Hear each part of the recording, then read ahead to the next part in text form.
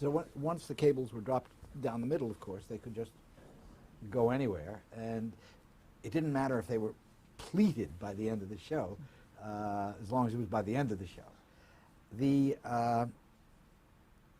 A couple of other interesting technical things that we did was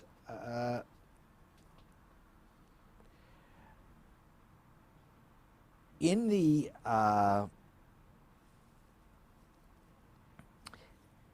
and I don't know how Billy did this. He would, as I say, these were not radio mics. He would sometimes ask for an extra cable man for the audio, and he would take a mic like this, although it was in those days quite a bit bigger, it'd be about like that. It was called a peanut. And he would put it on the actor, on a line just like this, and run it down through the clothes. The actor had to move, and God help you if the actor got his feet messed up. But he worked it out very carefully and with a cable man, so that he got a good level on an actor. He was very ingenious. You would fight for good video control men and good lighting men, because of course every director wanted them. And so when I started doing You Are There, I don't remember, I guess I'd been doing Danger for about a year or maybe two, when CBS asked Charlie Russell and myself to start doing You Are There. And we looked at each other and said, well, two's not much harder than one. And we were doing 2 half-hour shows a week. Now, given the special technical requirements of live TV, were there ever, let's say, major problems, mishaps, or? The two that I remember was on Danger once. I was doing a very intense melodramatic card game around a round table, and had worked it out so that the cameras would have dollied in over 3 different shoulders so that the audience could see what cards were being held as we cut from hand to hand. Having gotten in, I suddenly realized that it was one of the few times I didn't get a dress rehearsal in. I suddenly realized I couldn't get out without revealing the other 2 cameras.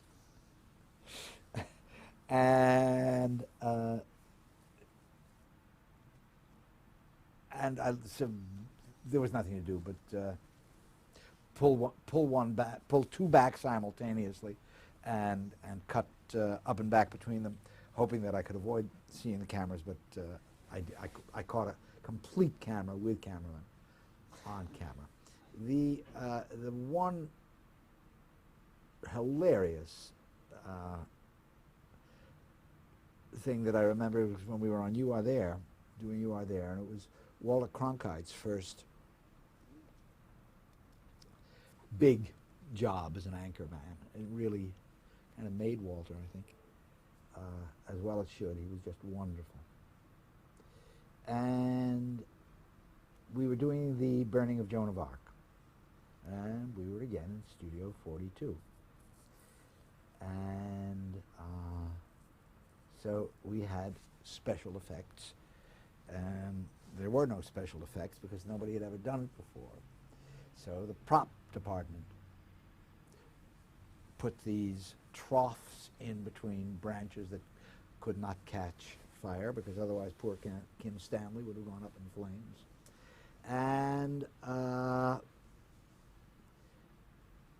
And as Kim died and the flames were up and the smoke was coming up, and then we would cut to the final scene was to cut to Dunois, 100 miles away, and there was a lovely actor by the name of, I believe it was either John Barragray or I don't remember, playing as the smoke was going through, and then we cut to Walter saying, "What coat of of a day hasn't been that day, like all days. Walter, you could barely see him. The smoke was so thick because, of course, the air conditioning couldn't get rid of it. But actually, those were the only two sort of technical disasters that I remember. Generally, we worked it out rather well. Now, you mentioned Charles Russell, who was producer of Danger. Could you And you were there. Describe him, what his responsibilities were? Did that include dealing with the network? Charlie was a remarkable man. He was a country bumpkin, Iowa, some kind of place where they hey-ho or whatever they do out there. Had gone to Hollywood. He was a good-looking guy as a contract player for 20th Century Fox. And never got past the $75 a week category. You can see him still in a movie called 30 Seconds Over Tokyo. He has a small part. And had evidently some kind of traumatic experience out there, or experiences. Unhappy marriage. Came east, just wanted out, away from there. Had never been a producer in his life. Now, the job of a producer at that time was to literally be the go-between, not only the normal producing job of working with the director, hiring of writers, casting, etc., but also in those days there were those awful jobs of dealing with the agency, the advertising agency, and dealing with the network. So you had two people on your back. Once it got going a little and things started being successful, then the crap started. Then the network started giving you its opinion, and the advertising agency started giving you their opinion, and sometimes the sponsor started giving you their opinion. And that had to be handled. And Charlie was adept at it. He was a good solid drinker, which helped a great deal, especially with the guys from the advertising agencies, because everything could be settled at a little bar across the street. And mainly he kept them off my back, which was wonderful. In addition, one of the reasons I loved Mel Block, for instance, is that when we were on our second year or third year of Danger, the show is now successful, and we wanted to do more and more esoteric, interesting stuff rather than just shoot 'em up, bang, bang. And Charlie went in and negotiated a deal with Mel, which was done all on a handshake. It was, okay, Mel, I'll tell you what we'll do. Because in those days, both the advertising agency and the sponsor, if he wanted it, and the network had script approval. Everybody had script approval except us. And Charlie said, I'll tell you what, Mel, what if we do 2 for you and 1 for us? In other words, we'll do 2 scripts that you like, and then 1 script nobody, the network, nobody has anything to say about that we'll do. And Mel agreed to it, and we did one of the terrific, memorable live half-hour shows, then a show called The Paper Box Kid that Marty Ritt acted in. And it's quite a remarkable show. What was the basic theme of the show? The theme was just of a kind of mentally slow guy who loved music. Falling in love with Piaf's recording of Vie en Rose, and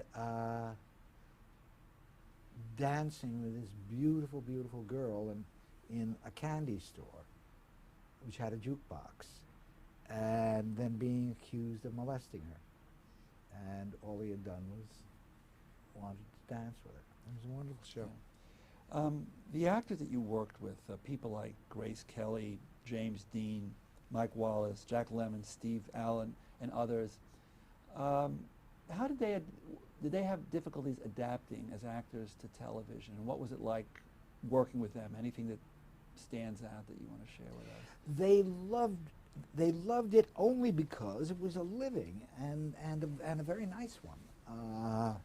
You know, I mean, just our little factory of Danger and You Are There, if we used you 6 times a year, it would be hard to use you more because then you'd start getting too familiar.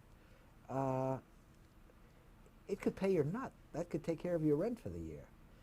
And that's just our 2 shows. There were a lot of other shows, as you know, and we were half-hour shows. The hour shows paid even better. So the only difficulty that anyone had, and it took a little time to overcome this, all of them, from either their theater training or in the few movies that they had done, had, of course, in the theater training, there was no looking at a camera. But in the movie training, the one thing you never did was that. You never looked into the lens. We evolved this style on You Are There where the camera was the interrogator, was the correspondent. We didn't hit our stride till about the 4th or 5th show. At the beginning, I'm embarrassed to say, we played around with, we put the correspondents in costume. We never showed them. For the audience that doesn't know about this, You Are There was a show in which historical incidents were recreated, being covered by modern news techniques. In other words, network correspondents are present, and tell me, Julius Caesar, hasn't it been a bad day in the Senate? That kind of thing. So at the beginning, for Julius Caesar, we played around with Harry Reasoner or Mike Wallace, a shoulder, just the feeling of a toga, and the arm and the microphone out there. Well, that was rapidly became ludicrous. Dropped that idea after the first show, and then tried them in modern dress, performing the same function. Again, an anachronism, because Tell Me, Joan, was the fire hot with a modern over a modern shoulder, again wasn't workable. Finally, by about the 4th show, I think one of the writers came up with this technique. I didn't think of it, I wish I had, which was that the camera was the interrogator, was the correspondent. And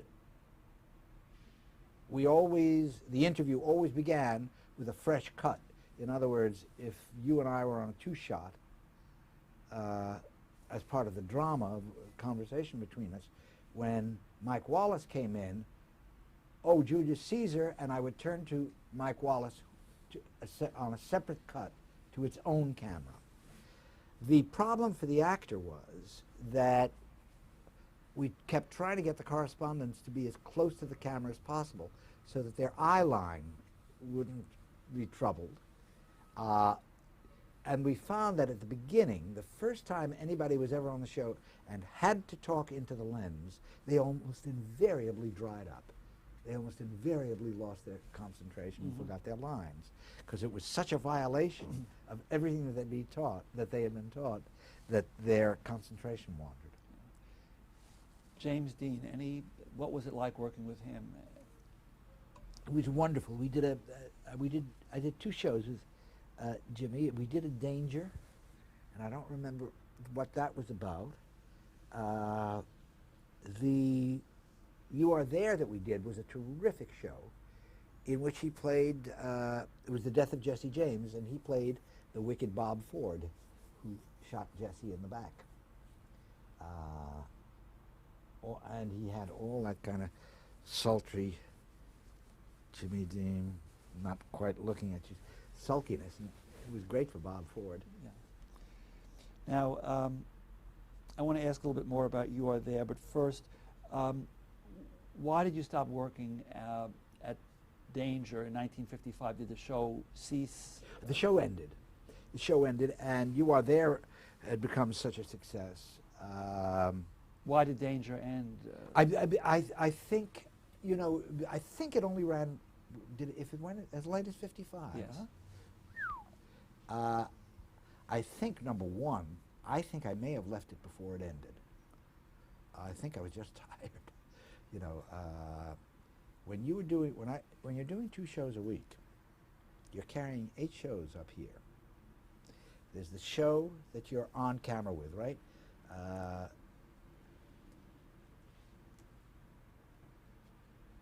You Are There was a Sunday, Danger was a Tuesday. That means you went on camera Sunday morning and Tuesday morning. That meant that you were already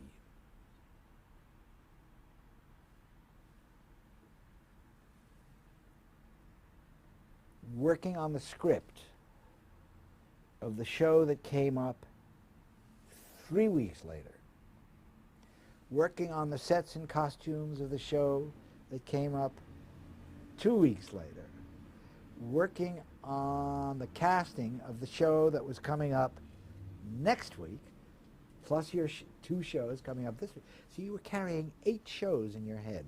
Now, I'm eternally grateful to it. It gave me a sense of organization that I still have today. It's the reason I've had this reputation of coming in on schedule and on budget, because nothing is too complicated for me after that. Nothing.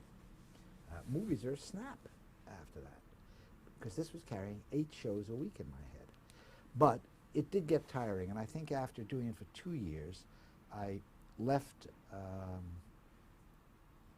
You Are There and went on to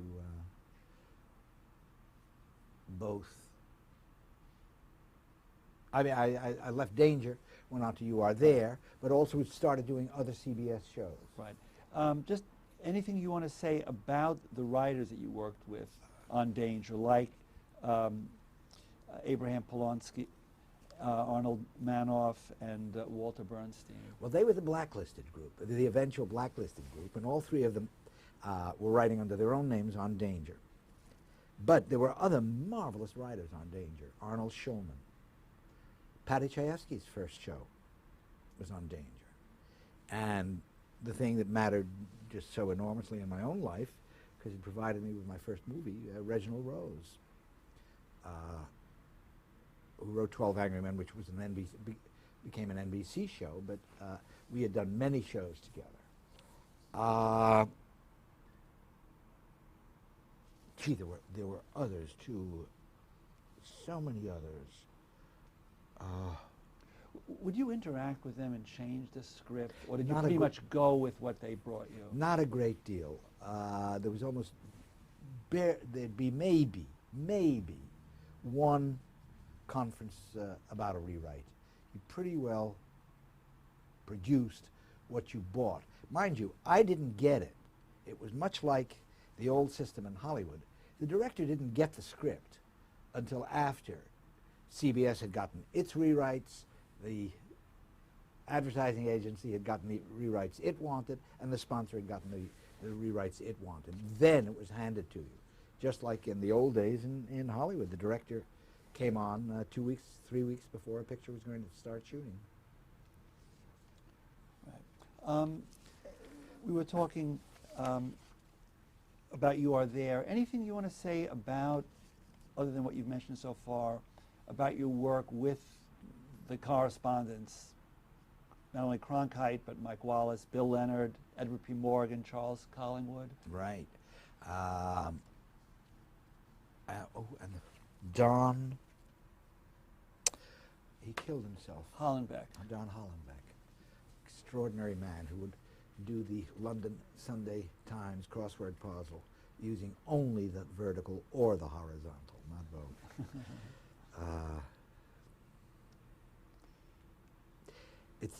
There's a great deal to say about that. Now, this is only my idea. I couldn't prove it. I don't know whether it's so.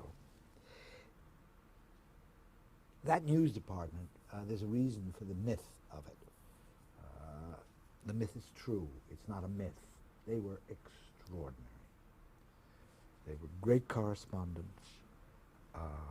They were probably a little left of center, just a hair, nothing very radical.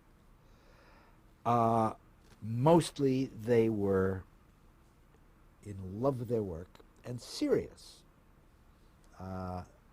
They wrote their own. They didn't read a text the way it's done today, that somebody else had written.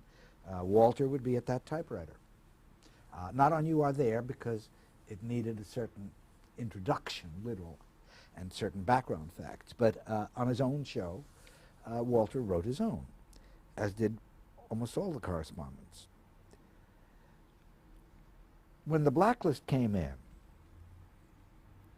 CBS had a much tougher time than NBC. I could use actors. By that time, I think I was freelancing. Further along, I was freelancing. I was doing shows on NBC and CBS, and I could use actors on NBC that I could not use on CBS. The reason that this happened, I think, and this is all supposition on my part, I know that the most intense fight of the whole blacklisting period came about because they wanted to break up the CBS News department. They were convinced, by they I mean the Red Channels people, the American Legion, it probably went up to HUAC, would be my guess, that, oh, communist-ridden, these left-wing guys, blah, blah, blah. Paley, it's the only time Paley put down, no, the news department is untouchable. Now, I don't know whether he did that on his own or because he knew that he would lose Murrow if he gave in that much. They were particularly after Don Hollenbeck. Harry Reasoner, who became quite a, if I remember correctly, became fairly right-wing when he became a commentator on ABC. You're not thinking of Howard K. Smith, are you? No, I'm not thinking of Howard. Who also became more conservative when he left and went to ABC. It might, then it might be. It might be. You know, I'm dealing with a lot of years and a lot of names ago. It might be Smith. I'm not sure whether it's Reasoner or Smith. At any rate, it was with an H. That I remember. But I don't, as I say, I don't know whether it was Murrow or whether it was Paley himself, but the result was that there was far more blacklisting pressure in terms of actors on CBS and in terms of directors. I know my co-director on Danger when we first began, Kurt, I couldn't remember his second name. I think he was let go because of blacklisting. I think Marty Ritt was let go on producing the show, and Charlie Russell took over because of the blacklist. And I had my own run-in with them, and my life was saved by Mel Block, another reason I'm eternally grateful to him. How did he save you? He didn't knuckle under. When he called me one day and he said, Sidney, your name has appeared in the American Legion magazine. The American Legion magazine was one of the code sources to start Mr. Johnson in Syracuse with his postcard and letter writing campaign to the sponsors to get rid of Sidney Lumet or this one or the other one. And he said, I'm not going to give in. And about 5 weeks, 6 weeks later, he said to me, Sidney, the pressure is enormous. They have taken Pico-Pay toothbrushes and Amidon toothpaste off the shelves in all of Mr. Johnson's supermarkets and in a couple of other cities, because it was very organized. And he said, we're just taking a brutal beating.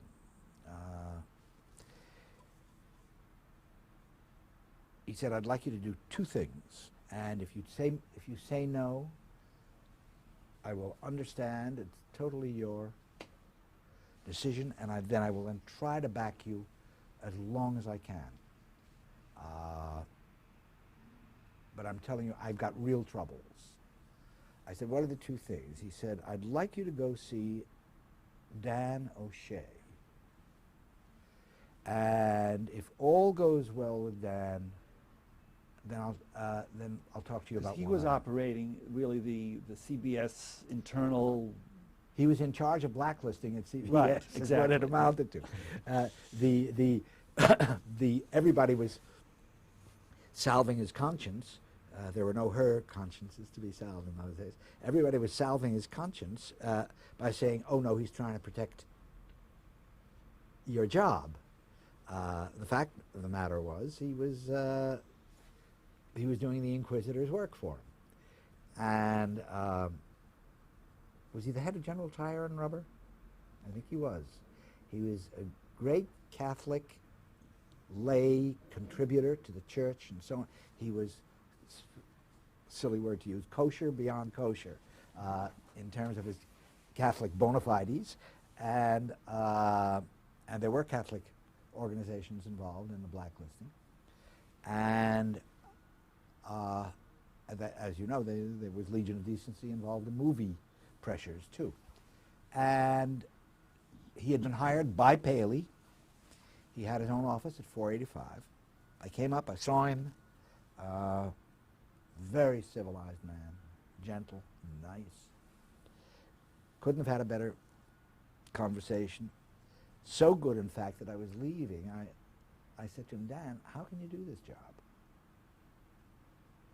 And then he said the most remarkable thing. He said, better one of us than one of them. Now, I mean, it shows you how we can rationalize our own actions. I'm not saying this pejoratively about him. I'm sure I'm capable of the same self-rationalization as we all are. He actually thought he was doing something constructive and helpful. He was doing their work for them. Right. So it's at any rate, whatever he had said to Mel as a result of this, Mel said, now I've got one more thing for you to do, and this is tougher. And I said, what, Mel? I was afraid he was going to ask me to, HUAC was always showing up in town, and I didn't know whether they were coming in, whether he would ask me to take a private session, etc. He said, I want you to come to my house on such and such a date. And he said, present are going to be Victor Rizel and Harvey Matuso. Now, for you people who will not know either of these names. I know Victor Rizel. I don't remember who Victor Rizel was a labor columnist for the New York Daily Mirror, very anti-communist and very anti-racket, and had, as a result of his articles in the New York Daily Mirror, been literally blinded. He'd been come out of the Daily Mirror one day, and some Union goon walked up to him and threw a bucket of lye right into the eyes, and he was blinded for life. Harvey Matuso was with a woman by the name of Elizabeth Bentley, the chief government witness against the Communist Party during the whole McCarthy period. This whole period in American history is